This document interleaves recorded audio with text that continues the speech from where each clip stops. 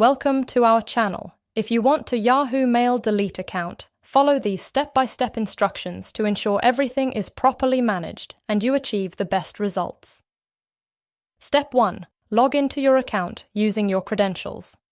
Make sure you have access to the email address associated with your account for confirmation purposes. Step 2.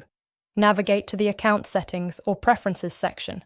Look for options related to account management or subscription settings. Step 3. Find the option to close, delete, or cancel your account or subscription. This may be under account settings, billing, or subscription management.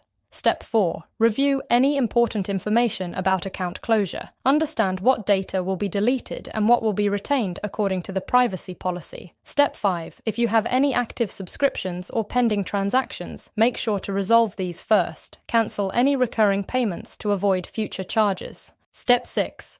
Follow the prompts to confirm your decision. You may be asked to provide a reason for closure or complete a brief survey. Step 7. Complete any final verification steps required. This often includes confirming via email or entering your password to authorize the closure. Step 8. Wait for the confirmation email verifying that your account has been closed or your subscription has been cancelled. Save this email for your records in case of any billing questions. Don't forget to like this video and subscribe to our channel.